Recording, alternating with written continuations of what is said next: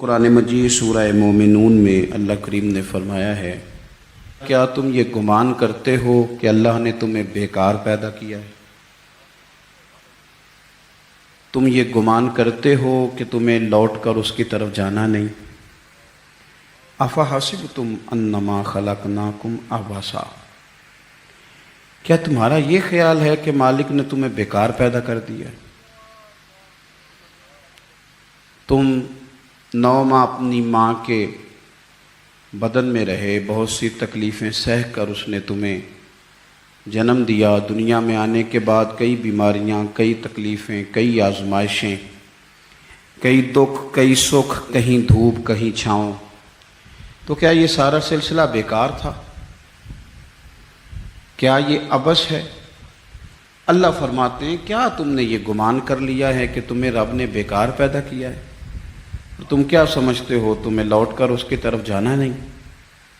انسان دنیا میں اس وقت قیمتی ہوتا ہے جب وہ اپنے وقت کو قیمتی بنا لیتا ہے، اور دنیا میں اس وقت لوگ ناکام، مایوس، پریشان، بور، تکلیف، آزمائش میں ہوتے ہیں جب وہ وقت کو ضائع کرتے ہیں۔ جو آدمی جس مقام پہ بھی ہے، مالک نے اسے بیکار پیدا نہیں کیا، اس کی کوئی ضرورت تھی، حکمت تھی، تقاضے تھے اللہ کی حکمت کے، پھر شخص کو پیدا کیا گیا۔ اس شخص کو چاہیے تھا کہ وہ اپنے اوپر غور کرتا کہ میں کیا کر سکتا ہوں، میں بھلا کون سی خدمت سر انجام دے سکتا ہوں، میں دین کے لیے کیا کر سکتا ہوں، قوم کے لیے، ملت کے لیے، مذہب کے لیے، نظریے کے لیے، اللہ کی مخلوق کی خدمت کے لیے میں کیا اپنی خدمات پیش کر سکتا ہوں۔ وہ اپنی صلاحیتوں کو بروئے کار لاتا، ترجیحات طے کرتا، کام شروع کر دیتا۔ ہم ساری زندگی طے ہی نہیں کر پاتے کہ دراصل ہم ہیں کیا، ہم دنیا دار ہیں کہ دین دار ہیں، ہم کوئی سرکاری ملازم ہیں کہ تاجر ہیں، ہم بھلا ایک ویلفیئر آدمی ہیں یا ہم بس اپنی ذاتی سوشل لائف کے قابل ہیں، اور ہم طے ہی نہیں کر پاتے دراصل کیا ہے۔ ترجیحات کا تعین ہی نہیں کہ ہم نے کرنا کیا ہے۔ بہت سارا وقت ضائع ہوتا ہے، بہت سارا۔ یہ ہمارے ہاں درجنوں ابحاث اور درجنوں بحثیں صرف وہ ہیں جن کا کوئی مقصد نہیں، کوئی فائدہ نہیں، کوئی ضرورت نہیں، کوئی حاجت نہیں، بلکہ اس سے الجھاؤ بڑھتا ہے۔ میرے نبی پاک صلی اللہ تعالیٰ علیہ وسلم نے فرمایا تھا، پتہ ہے سونا اسلام کس کا ہے؟ ایک مسلمان ہے تو ہر ایک کے پاس اسلام ہے، تو فرمایا پتہ ہے حسین اسلام کس کا ہے، سونا مسلمان کون ہے؟ یا رسول اللہ بتا دیجئے۔ تو فرمایا جو بے معنی، بے مقصد اور فضول چیزوں کو چھوڑ دے وہ سونا مسلمان ہے۔ اسلام کے حسن کا تقاضا ہے، مسلمان تو سونے سونے، چیدہ چیدہ، چنیدہ چنیدہ کام کرتا ہے۔ اس کے تو جو معاملات ہوتے ہیں وہ بڑے صاف ستھرے، اس کے جو کام ہوتے ہیں وہ بڑے اعلیٰ پائے کے۔ فضول بحثوں میں الجھنا، فضولیات میں وقت ضائع کرنا، فضول سوالات کرنا، فضول سوالات بھی دین میں منع۔ آپ قرآن مجید پڑھیے تو رب فرماتے ہیں، کیا تم بھی میرے نبی سے اسی طرح کے سوال کرنا چاہتے ہو جیسے اس سے پہلے حضرت موسیٰ سے کیے گئے؟ وہی رنگ اختیار کرنا چاہتے ہو؟ ابحاث میں الجھ جانا، اس چوک میں وقت گزارنا۔ ہمارا تو آپ یقین کریں، کچھ وقت لے گئے کعبہ خانے، کچھ زندگی لے گئی ہوٹل، کچھ وقت گزر گیا سیر کرنے میں، کچھ یہ پتہ کرنے میں گزر گیا کہ آج کل بھلا کون کون کیا کیا کر رہا ہے، اس پر بڑا وقت گزر گیا۔ فلانا فلانی جگہ کیسے پہنچ گیا، فلانے کی فلانی مصروفیت کیسے بنی، فلانے کا فلانے سے تعلق کیسے بنا، زیادہ وقت اسی میں بیت گیا۔ فضول ابحاث، فضول بحثیں، فضول وقت کا ضیاع، اپنے معاملات پہ بالکل توجہ نہ دینا۔ یاد رکھنا، ہمارے بہت سارے کام صرف اس لیے خراب ہو جاتے ہیں کہ ہم توجہ نہیں کرتے۔ پرنسپل صاحب اے سی والے کمرے میں آرام سکون سے بیٹھے ہیں، انہیں پتہ ہی نہیں کہ اٹھ کے باہر جاؤں دیکھوں جا کے میرا عملہ کیا کر رہا ہے، انہیں پتہ ہی نہیں۔ پیر صاحب کے لیے چونکہ لنگر ذرا تھوڑا سا پیر صاحب کو بتایا ہوتا ہے ڈاکٹر نے کہ تو نے یخنی کھانی ہے چھوٹے گوشت کی، تو اس کے لیے چونکہ علیحدہ سے پکتا ہے اور گلاس پانی کا سٹیج پہ پہنچتا ہے، 6 بندے رومال لیے کھڑے، اٹھ کے دیکھتے ہی نہیں کہ مرید کو سبق پڑھ رہا ہے کہ نہیں پڑھ رہا۔ طالب علم پہ جا کے توجہ ہی نہیں دیتے کہ اس کے کمرے کا حشر کیا ہے۔ میں ایسے لوگوں کو جانتا ہوں کہ جو اپنے اداروں کا مہینوں وزٹ نہیں کر پاتے، اپنے اداروں کا۔ فیکٹری کے مالک کو پتہ ہی کوئی نہیں کہ کارکن کیا کر رہے ہیں، یعنی اٹھ کے وہ پسند ہی نہیں کرتا کیونکہ اس کے کمرے میں اے سی لگا ہوا ہے، مزدور دھوپ میں کام کر رہے ہیں۔ ہمارے ڈھیروں کام فقط اس لیے خراب ہوتے ہیں کہ ہم اپنے وقت کو ضائع کرتے ہیں، ہم اپنی ذمہ داریوں کا احساس نہیں کرتے، بری طرح ہم نے اپنے وقت کو الجھا لیا ہے۔ جنت اللہ کے فضل کا مقام ہے۔ جنت میں انسان کو نہ من چاہی چیزیں ملیں گی، یعنی وہ چاہت کرے گا تو اللہ وہ چیز اسے عطا کر دے گا۔ من چاہی چیزیں جنت میں ملیں گی، من چاہی، یعنی حضور صلی اللہ تعالی علیہ وسلم نے بات کو نہ دو جملوں میں بند کر دیا، فرمایا جنت میں رب نے تمہارے لیے وہ نعمتیں تیار کی ہیں نہ کسی آنکھ نے دیکھی، نہ کسی کان نے سنی، نہ کسی دل میں کبھی خیال بھی گزرا ہوگا کہ رب یہ بھی عطا کرے گا۔ لیکن حضور کیا فرماتے ہیں؟ نبی پاک صلی اللہ علیہ وسلم فرماتے ہیں جنتی بھی ایک بات پہ حسرت کریں گے، حالانکہ وہاں کوئی کمی نہیں، کوئی کمزوری نہیں، پر جنتی بھی حسرت کریں گے، کہیں گے ہائے کاش، حسرت کریں گے۔ یا رسول اللہ کس بات پر؟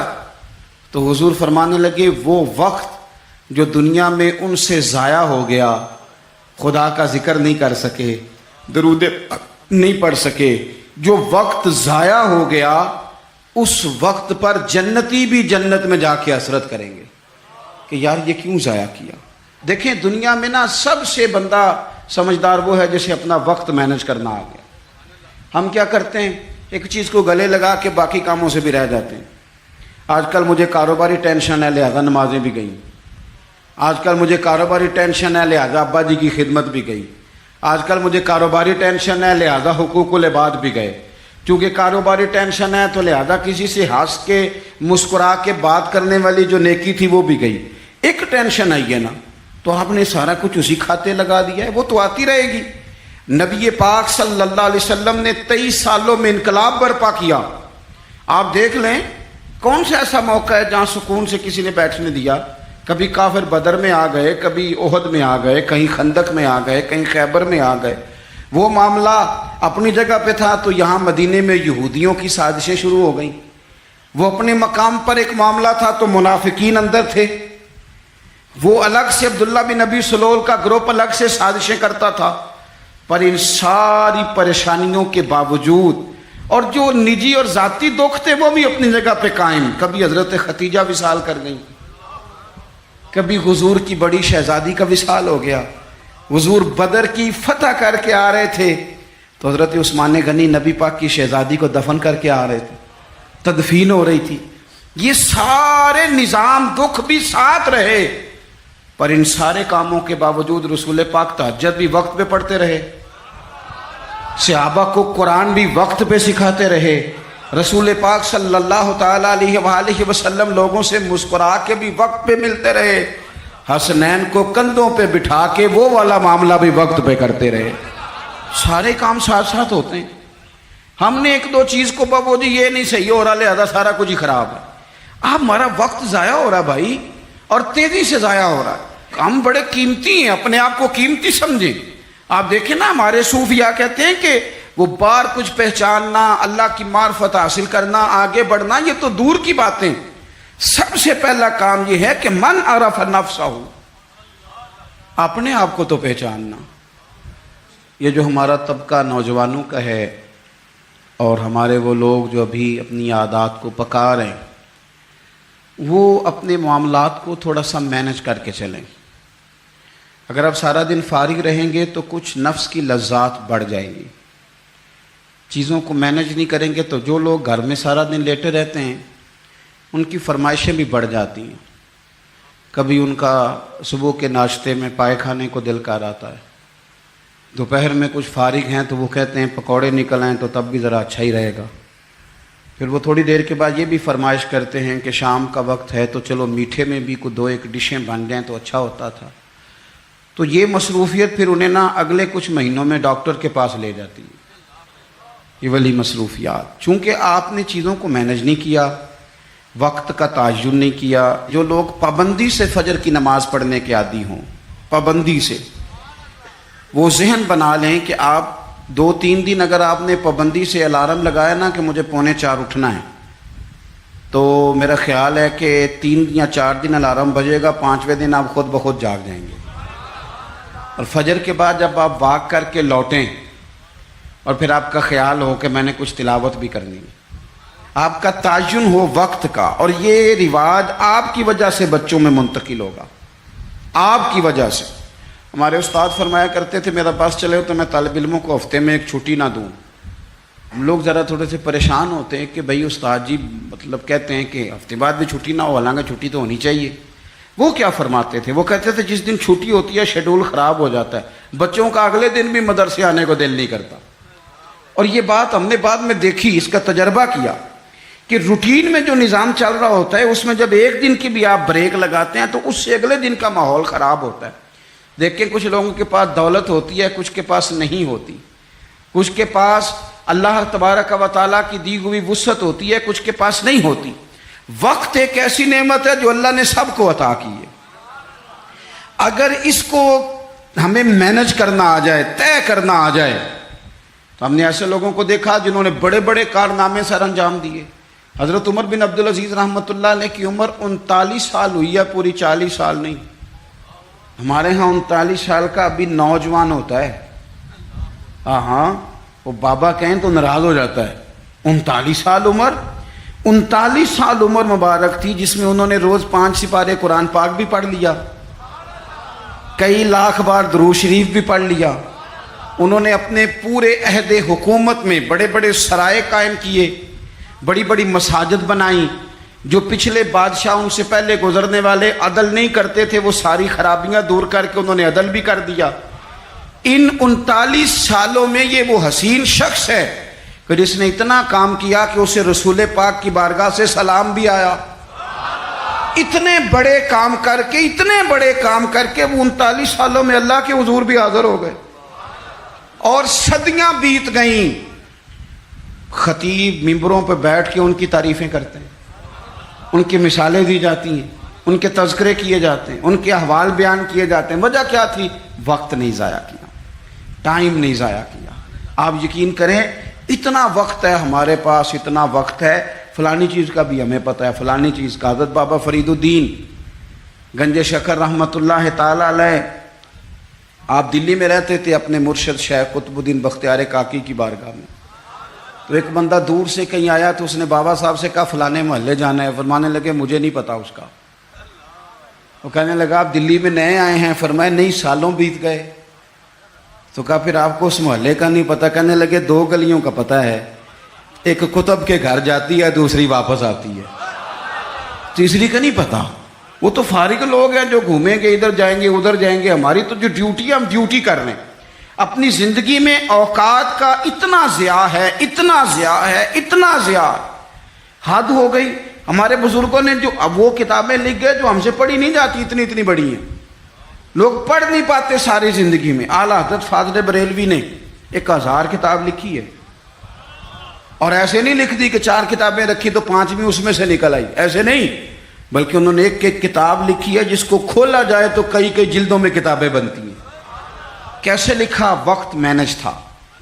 وہ وقت پہ اٹھتے تھے، وقت پہ سوتے تھے، وقت پہ جاگتے تھے، وقت پہ نماز پڑھتے تھے، وقت پہ سارے کام کرتے تھے. حکیم الامت مفتی احمد یار خان صاحب نعیمی رحمت اللہ علیہ قرآن مجید کی تفسیر لکھنے بیٹھے تو 1 پارے کی 1 جلد لکھی، 8 جلدوں میں حدیث کی شرح لکھی، سینکڑوں شاگرد بنائے، بے شمار ان کے عقیدت مند ہوئے، ان کی کتابیں انمول موتی.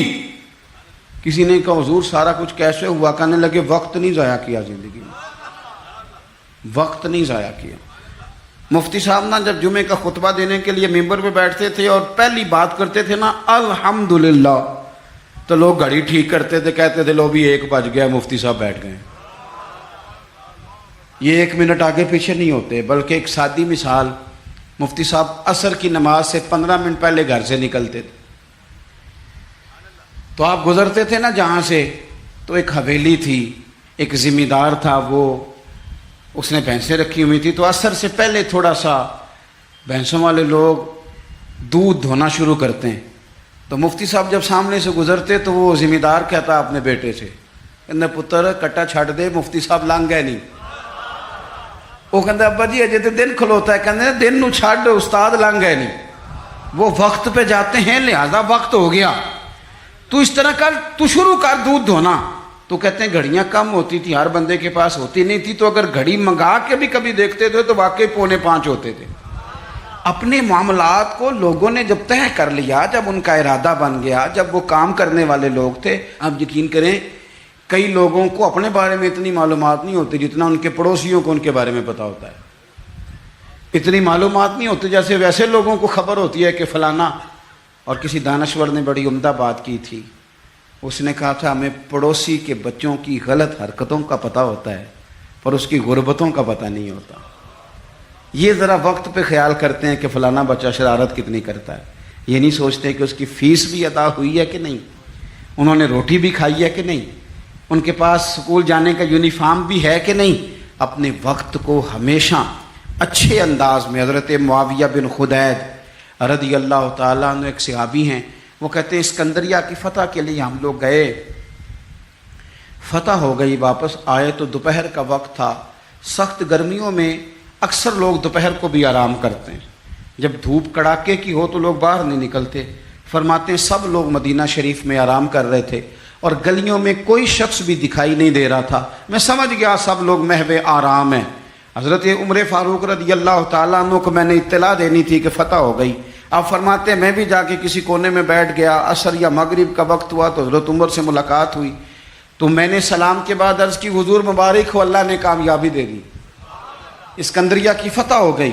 تو حضرت عمر کہنے لگے یا اللہ تیرا شکر ہے. پھر فرمانے لگے یار میں تو تیرے انتظار میں تھا اور خیال تھا تو ظہر کے قریب آ جائے گا. عرض کی حضور میں آ گیا تھا، ذرا بات کو سننا، میں آ گیا تھا پر سب لوگ سو رہے تھے، آپ کے آرام میں خلل ڈالنا مناسب نہیں سمجھا، لہذا میں رک گیا کہ عصر یا مغرب میں بتاؤں گا. تو حضرت عمر کہنے لگے یہ تم نے کیا کیا؟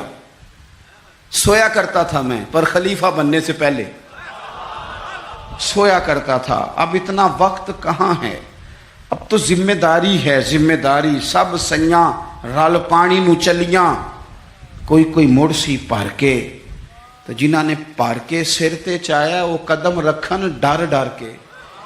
اب تو احساس ہونے نہیں دیتا. ذمہ داری ہے نا، جنہاں نے پار کے سر تے چایا ہے وہ قدم رکھن پر ڈر ڈر کے. احساس کہاں سونے دیتا ہے. آپ فرمانے لگے تو دن کی بات کرتا ہے، میں تو رات کو تھوڑا سوتا ہوں. حضور کیوں؟ فرمانے لگے دن مخلوق کی خدمت میں رہتا ہوں اور رات اپنے رب کی عبادت میں رہتا ہوں. وقت کہاں ہے بھائی اتنا. مجھے بھی میرے کچھ دوست کہتے ہیں آج کل بور بڑے ہوتے ہیں، تو میں اکثر کہتا ہوں ہوتے ہوں گے بور، پر ہمارے پاس تو بور ہونے کا وقت ہی نہیں بچا. کبھی ٹائم ملے تو شاید بور ہوں، پر اتنا وقت کہاں سے لائیں بھائی. بور بھی ہونا ہے، تھوڑا وقت نکلے تو ہونا، ٹائم ہی کوئی نہیں.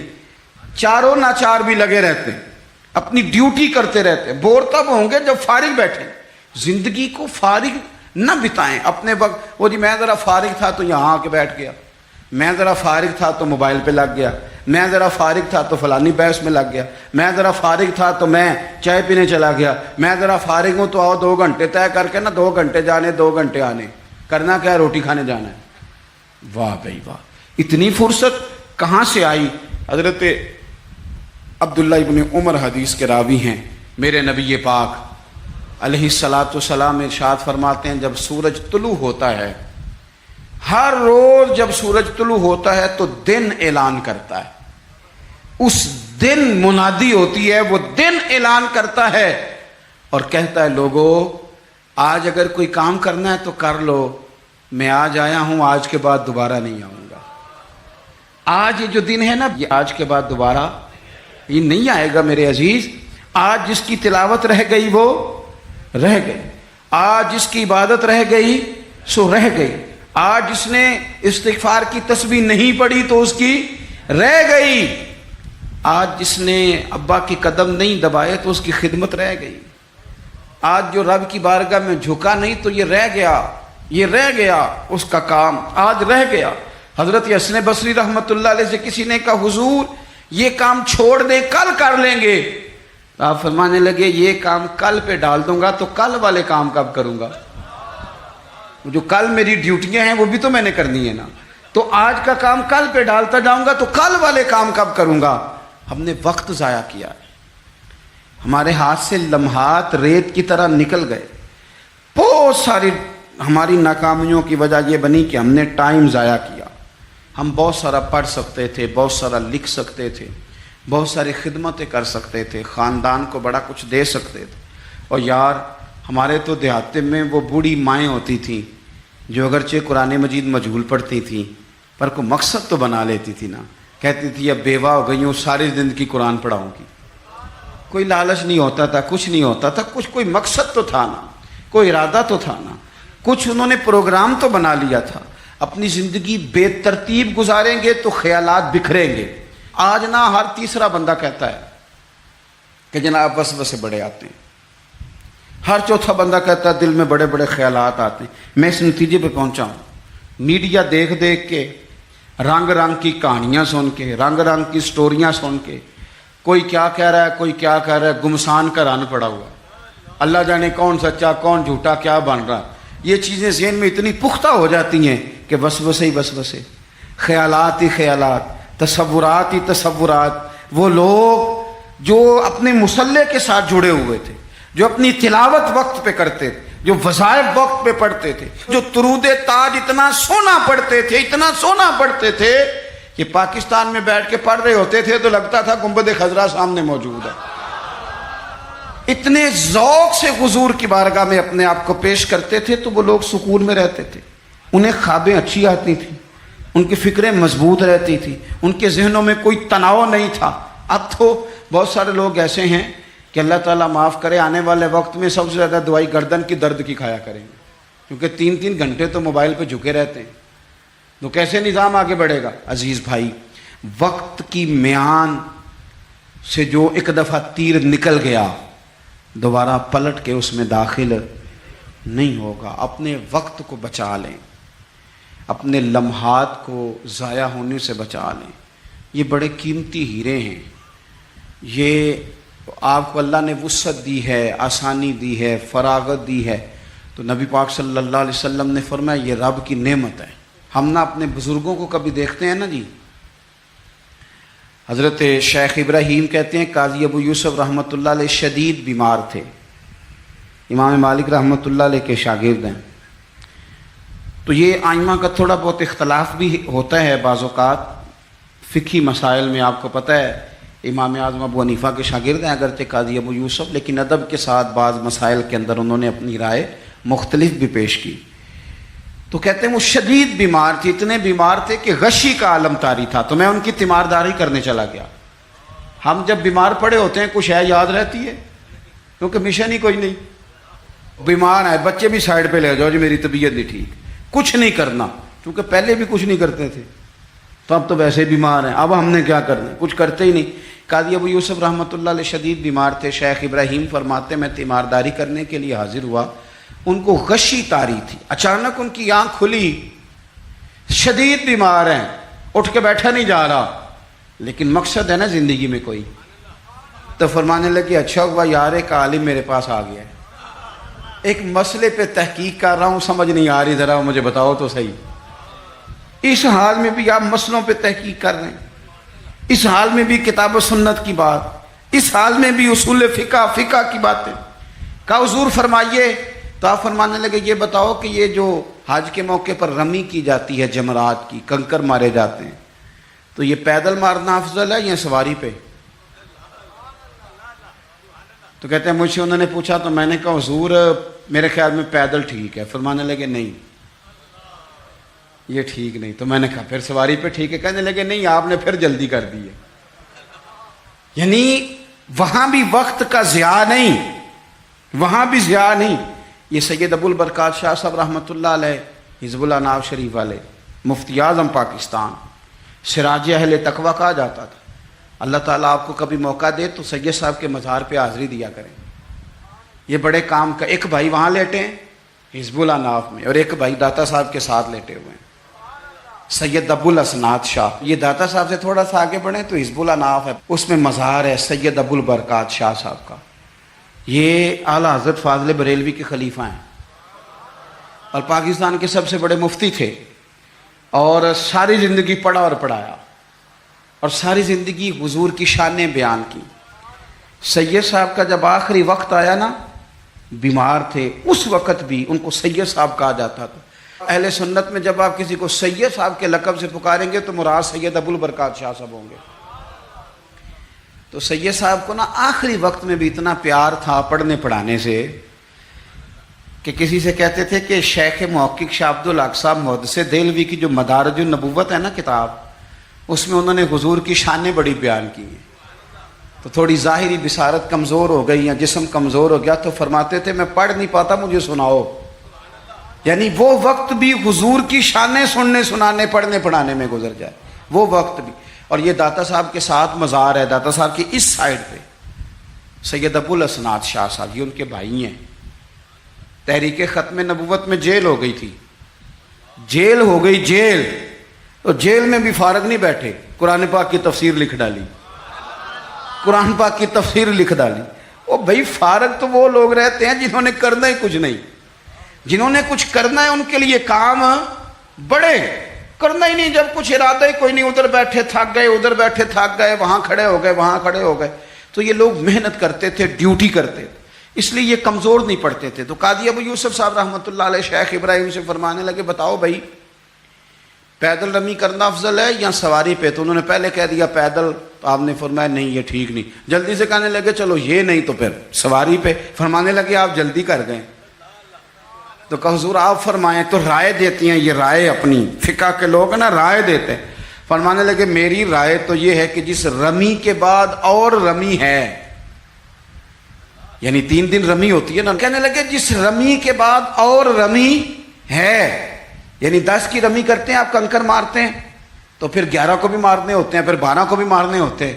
قاضی صاحب فرمانے لگے جس رمی کے بعد اور رمی ہو وہ پیدل افضل ہے, اور جس رمی کے بعد اور رمی نہ ہو وہ سواری بھی افضل ہے. آخری وقت میں بھی کتاب و سنت کی بات, آخری وقت میں بھی پڑھنے پڑھانے کی بات, آخری وقت میں بھی اللہ رسول کے رضا والی بات. تو میرے عزیز یاد رکھیں گے آپ, وقت کو ہم نے بچانا ہے. دیکھیں اسلام وقت کا کتنا پابند ہے. فجر اپنے وقت پہ, ظہر اپنے, اور عصر مغرب. یہ کبھی ہوا ہے کہ چلو مغرب آج آدھا گھنٹہ پہلے پڑھ لو؟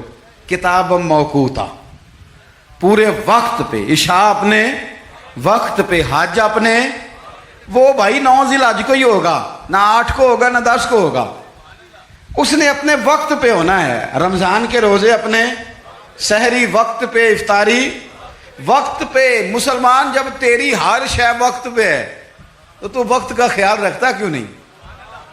وقت کا خیال رکھے. اور ایک بات یاد رکھیں, وقت کو اپنے قبضے میں کر لیں ورنہ یہ مانتا مونتا کوئی نہیں کسی کی. امام شافعی کہتے تھے یہ تلوار ہے, اگر وقت کی تلوار تم نے اپنے ہاتھ میں رکھ لی تو تم بڑی مشکلوں کو کاٹ دو گے, اور اگر یہ تلوار تم نے اپنے ہاتھ میں نہ رکھی تو یہ تلوار تمہیں کاٹ دے گی. یعنی وقت کسی کا انتظار نہیں کرتا. صبح ہوئی تھی تو جس نے صبح سے کچھ کیا ہے, ورنہ دن تو بیت ہی گیا, ورنہ تو پھر بھائی سپہر تو ہو ہی گئی, تو کیوں نہ کچھ کر لیں, کچھ پروگرام بنا لیں. یہ ہمارے بزرگ ہمیں مشورے دیتے ہیں. ذرا سننا, بات ختم کرنے لگا ہوں. بزرگ مشورہ دیتے ہیں, کہتے ہیں اٹھ فریدہ سوتے آپ. مان لینا مشورہ بابا صاحب کا. یہ سوتیا سے مراد کیا ہے؟ یہ جو تو غافل ہو گیا ہے نا, کہتے ہیں تو اقترب للناس حسابہم وہم فی غفلۃ معرضون. وقت حساب قریب آ گیا, ابھی بھی لوگ غافل ہیں. فرمانے لگا یہ تو غافل جو ہو گیا نا, یہ سوتیا سے مراد یہ ہے کہ غفلت سے اٹھ نا فریدہ سوتیا. اوے داڑھی آ گیا ہی پور, اگا نیڑے آ گیا ہی تے پیچھا رہ گیا ہی دور. کہنے لگے اور کچھ نہیں کر سکتا تو مسجد میں جھاڑو ہی دے. اٹھ نا فریدہ سوتیا, جھاڑو دے مسیت. اوے تو ستا ہے تے رب جاگدا, تیری ڈاڈے نال پریت. پھر فرمانے لگے اٹھ نا فریدہ سوتیا, چل خلقت ویکھنی جا, تے متے کوئی مل جائی بخشیا تے تم ہی بخشیا جا.